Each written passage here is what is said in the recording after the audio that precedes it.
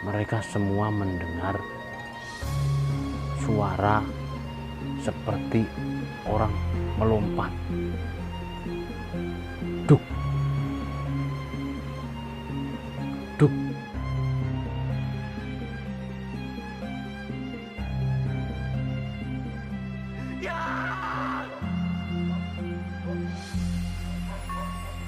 Bismillahirrahmanirrahim. Assalamualaikum warahmatullahi wabarakatuh. Salam sejahtera untuk kita semua. Selamat malam untuk semua sahabat-sahabat teman malam semuanya, dimanapun panjenengan dan anda berada. Semoga dalam keadaan sehat walafiat selalu. Langsung saja malam ini kembali saya hadir, ingin berbagi kisah lagi, kisah pengalaman nyata dari sahabat saya yang bernama, sebut saja Mas Mul ya. Mas Mul ini asal dari Jawa Timur tetapi sudah lama tinggal di Jakarta. Kisah ini terjadi sekitar tahun 2003 ya, 2003, dan kisah ini saya beri judul Gila Togel. Karena waktu itu, di tahun itu di Jakarta ini semarak sekali pasang nomor gitu ya, pasang nomor judi togel gitu, undian 2 angka 4 angka seperti itu. Jadi Mas Mul ini membagikan kisahnya kepada saya dan sudah mengizinkan untuk diceritakan kembali di channel ini.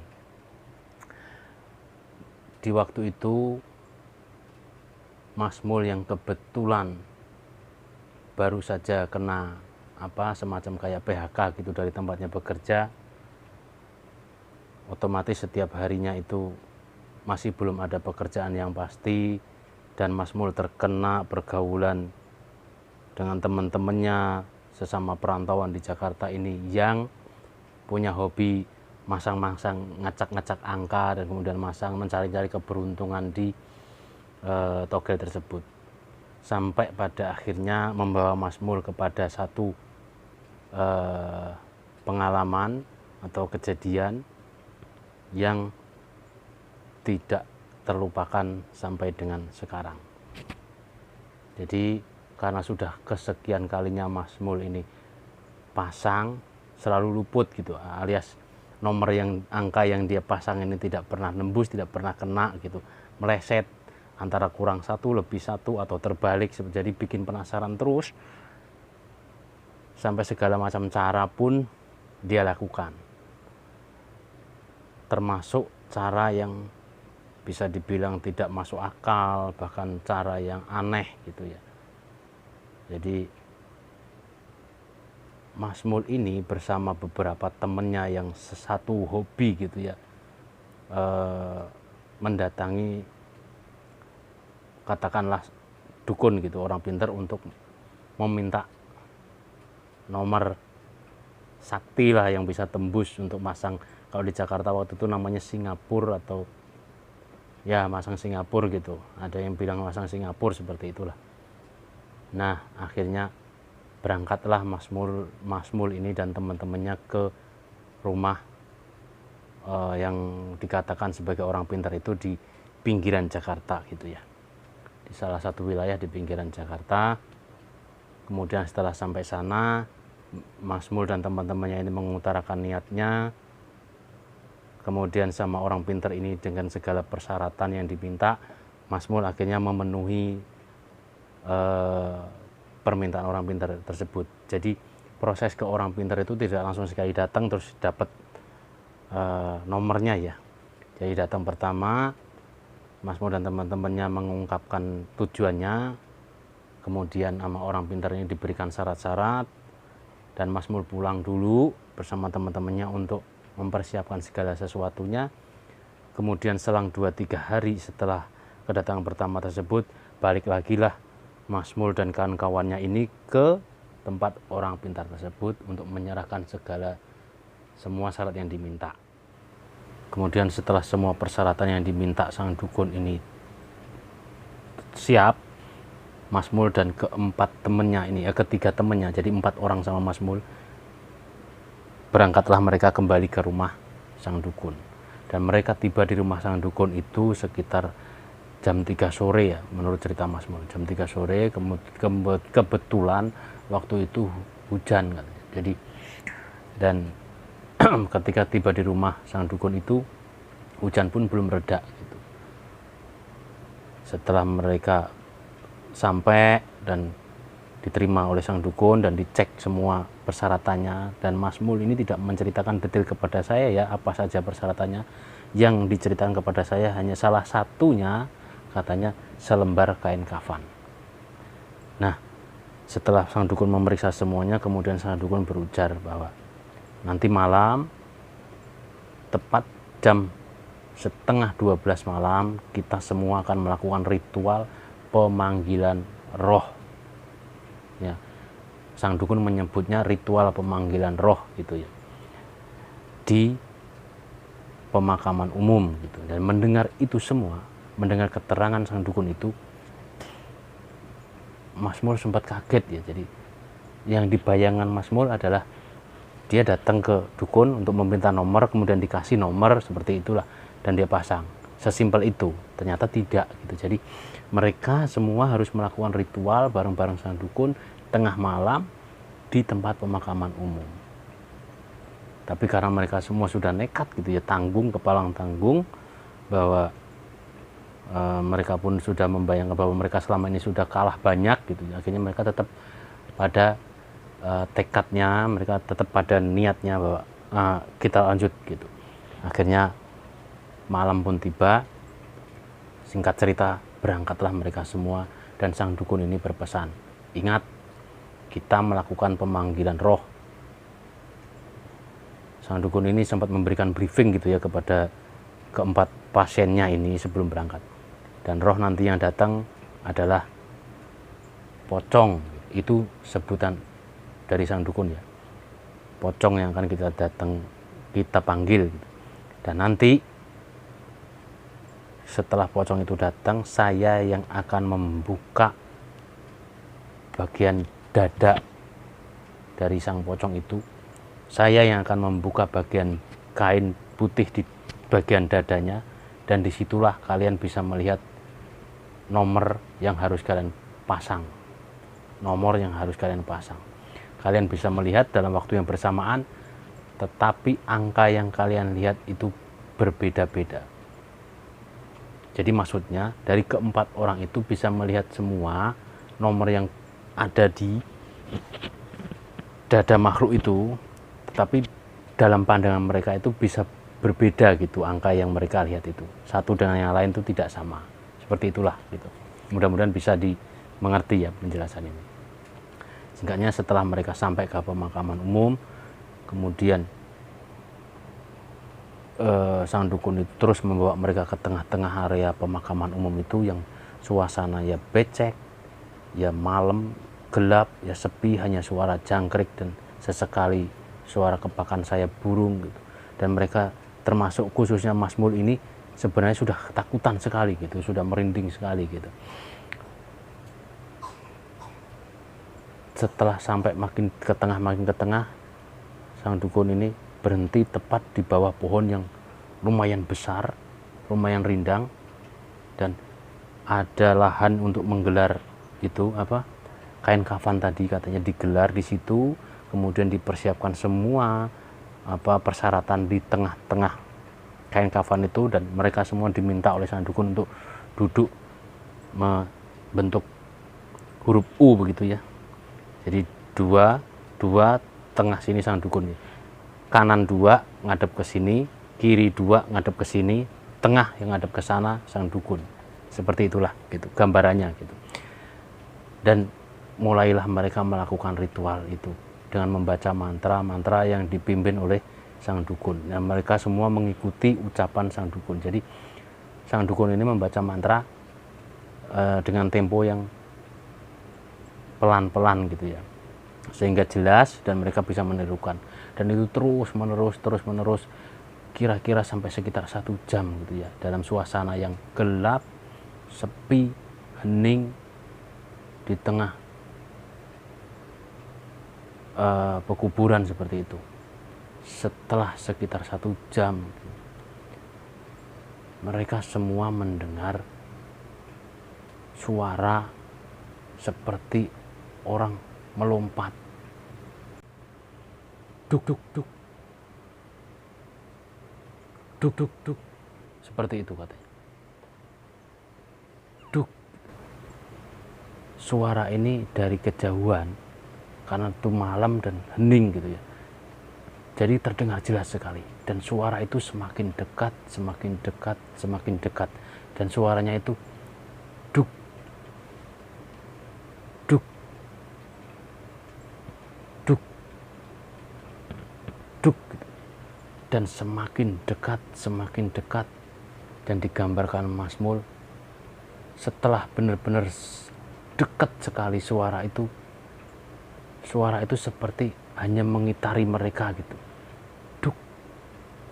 Duk, duk, duk gitu. Jadi seolah-olah ada sesuatu yang lompat dan memutari mereka gitu, mengitari mereka. Duk, duk, duk gitu. Tapi mereka tidak melihat sosok apapun, mereka tidak melihat apapun, dan mereka terus berusaha fokus membaca mantra-mantra itu sampai akhirnya gitu. Sampai akhirnya tiba-tiba suara lompatan itu tepat di tengah-tengah mereka gitu. Suara lompatan duk yang terakhir itu tepat di tengah mereka, dan 4 orang ini, Mas Mul dan 3 temannya itu kaget, sekaget-kagetnya, dengan perasaan takut dan segala macamnya. Dan barulah mereka seiring dengan lompatan ke tengah yang duk gitu, muncullah sosok putih, tinggi, gede, dengan aroma bau yang sangat luar biasa, busuknya. Ini keterangan cerita saya apa adanya dari narasumber ya, saya tidak tambahin ataupun kurang. Dan sang dukun seketika berdiri dan kemudian membuka bagian kain putih bagian dada itu, dan Mas Mul tidak melihat apa-apa kecuali gelap. Begitu juga 2 temannya yang lain ini, di bagian dada itu mereka tidak melihat apapun. Tapi berbeda dengan 1 temannya yang berprofesi sebagai tukang penjual es hijau ini. Dia melihat 3 angka jelas sekali. Dan setelah itu kira-kira 4 detik atau berapa gitu menurut Mas Mul, sosoknya itu hilang. Tidak ada lagi, yang ada hanya kepulan asap di tengah malam gitu. Kepulan asap kemudian hilang, dan seketika itu juga sang dukun bilang, sudah selesai, ayo kita pulang. Nah, singkat cerita, sampailah mereka di rumah sang dukun, tetapi sebelum nyampe di rumah sang dukun, mereka semua diminta untuk cuci tangan, cuci kaki, dan cuci muka gitu ya. Lalu setelah mereka masuk ke dalam rumah, kemudian ditanya sama sang dukun satu persatu siapa yang sudah dikasih nomor. Mas Mul menggeleng, dia tidak melihat apa-apa. Begitupun temannya satu lagi, dan temannya satu lagi pun tidak melihat apa-apa kecuali gelap dan takut. Dan bahkan kalau mereka tidak rame-rame, pasti dia sudah pingsan atau lari pontang-panting seperti itu ya. Tapi berbeda dengan 1 temannya lagi yang berprofesi sebagai penjual es cinco ini. Dia mengatakan bahwa dia melihat 3 nomor, 3 angka jelas sekali, dan sampai dengan sekarang dia masih hafal. Kemudian sang dukun mengatakan, nah itu, pasanglah besok. Tapi hanya kamu yang boleh masang, karena hanya kamulah yang dikasih, yang lain tidak. Akhirnya singkat cerita, setelah pagi mereka pun berpamitan kepada sang dukun, dan pulanglah mereka ke tempat tinggalnya masing-masing. Lalu Mas Mul dan teman-temannya keesokan harinya itu juga langsung membeli nomor itu. Tapi yang membeli hanya yang penjual es cincau ini. Kemudian belilah dia waktu itu, kata Mas Mul, tidak tanggung-tanggung, itu besar sekali dia membeli ketiga nomor itu, yaitu Rp10.000 gitu. Rp10.000 dipasang. Setelah itu dia pun berjualan seperti biasa gitu. Setelah membeli nomor dan mendapatkan kupon ya, macam kayak karcis gitu, atau ya kupon lah namanya, kupon togelnya itu 3 angka Rp10.000, kemudian dia berkeliling lagi dan berjualan. Entah keesokan harinya, entah apa, Mas Mul sendiri juga lupa, terdengar kabar bahwa angka yang dipasang ini betul tembus tepat 100%, tiga-tiganya. Jadi kena ini, menang ini, si teman Mas Mul yang sebagai penjual es cincau ini menang. Dan saking girangnya dia sambil dorong gerobak lari-lari nyariin Mas Mul. Kebetulan ke kontrakan Mas Mul itu dilewati, temannya itu mau ngasih tahu Mas Mul bahwa dia tembus gitu, dia menang. Mul, aku menang Mul, aku menang Mul, aku menang Mul gitu. Yang sebenarnya Mas Mul sudah tahu dari agen atau bandar yang dipasangin itu ya, bahwa sudah mengabari ke Mas Mul bahwa temannya ini tembus gitu. Dan saking menangnya berpelukan lah mereka itu, senang sekali gitu berpelukan. Dan karena saking menangnya, yang dia jualan es cincau itu sebenarnya sudah hampir habis ya. Kebetulan juga kontrakan Mas Mul ini di apa sih ya namanya, depan kontrakan Mas Mul ini jalanan, tapi depannya lagi itu tanggul kali gitu ya. Jadi saking senengnya gerobaknya ini dia cemplungin ke kali, sama toples-toplesnya cincau itu. Jadi satu gerobak itu, gerobak dorong itu cemplungin ke kali. Wah, aku sudah nggak jualan cincau lagi, seperti itu. Dengan ekspresi yang sangat gembira dia dorong itu ke kali, apa, gerobak es cincaunya itu, sambil aku sudah nggak jualan cincau lagi, aku kaya gitu. Berangkatlah setelah itu mereka ke menemui agen atau bandar yang tempat mereka pasang nomor tersebut. Ya, kering sambil, maaf, minum dulu sambil cerita lagi. Nah, setelah ketemu sama agennya, disalamin lah, oh selamat ya, wah kamu hoki sekali, segala macam lah, begitu-begitu. Akhirnya dimintalah kuponnya sama sang bandar gitu. Mana kuponnya, sini, baru saya bayar uang kamu.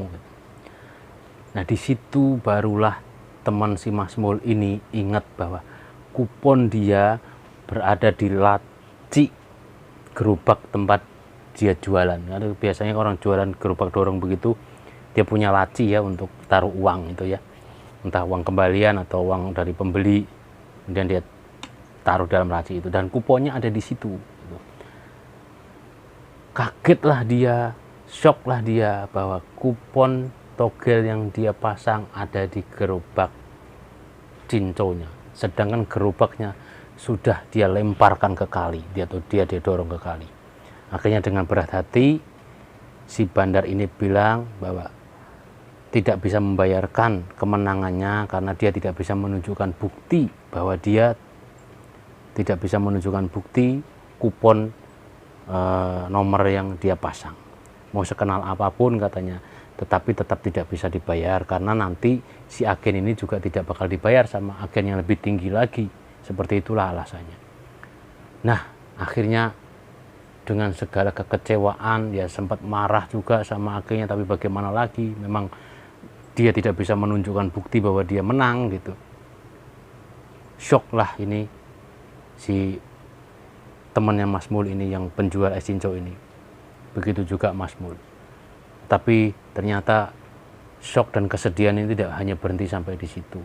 Sampai berhari-hari berikutnya ini si penjual es cincau ini murung, melamun, bersedih, dan sampai pada stres yang luar biasa, mengarah kepada gangguan jiwa lah. Istilahnya apa, sampai gila lah. Akhirnya dibawa pulang ke kampung halaman. Nah, di kampung halaman ternyata kondisinya juga tidak berubah, bahkan semakin gejala ketidakwarasannya itu semakin menjadi. lebih sering tertawa sendiri, teriak sendiri, aku kaya, mana uangku, seperti itu terus katanya.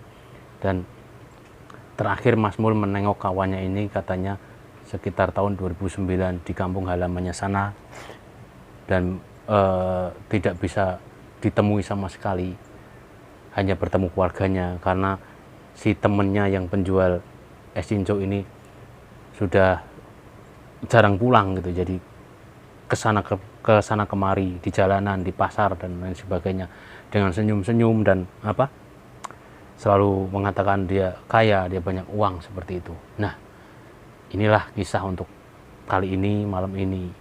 Mudah-mudahan ada pelajaran yang bisa diambil, entah positif entah negatif. Saya tidak berani menghakimi orang, ya. Kita ambil saja pelajaran dari kisah ini. Monggo Anda dan panjenengan semua yang menyimpulkan sendiri. Sekali lagi, terima kasih yang sudah nyimak, terima kasih yang sudah dengerin, terima kasih sekali yang sudah subscribe, like, dan komen. Terima kasih, semoga Allah Tuhan Yang Maha Esa membalas segala kebaikan Anda. Jika suka, monggo didengerin, jika tidak suka, ya tidak usah didengerin. Kritik dan saran sekeras apapun, sekencang apapun, kita terima dengan segala keterbukaan. Kami berterima kasih, tetapi tidak untuk yang caci maki. Sekali lagi mohon maaf untuk yang caci maki. Saya buat channel ini bukan untuk caci maki ataupun dicaci maki. Kita pengen nyari seduluran saja, berbagi kisah saja, gitu ya. Kalau tidak suka, tidak perlu caci maki, karena tidak ada, semua orang tidak ada yang mau dicaci maki. Kalau Anda benar, Anda tidak perlu marah. Kalau Anda salah, Anda tidak layak marah. Hanya itu, karena botol ini tidak akan mengeluarkan selain isinya. Kalau isinya bening, ya keluar bening. Jadi sekali lagi untuk yang caci maki, saya mohon maaf. Saya ingin menjalin silaturahim, bukan untuk caci maki. Seneng monggo dilihat, nggak seneng ya sudah, seperti itu. Tapi yang kritik, yang saran, mau sepedes sekeras apapun, tujuannya baik, alhamdulillah, terima kasih sekali lagi. Terima kasih banget, kita terima, karena dengan segala keterbatasan saya dan kami di sini, sangat patut dan sangat mohon kritikannya. Sekali lagi terima kasih. Semoga Anda semua sekeluarga senantiasa sehat walafiat, senantiasa penuh dengan keberkahan dari Tuhan Yang Maha Esa, sukses dalam cinta dan karir. Wassalamualaikum warahmatullahi wabarakatuh. Om Santi Santi Om.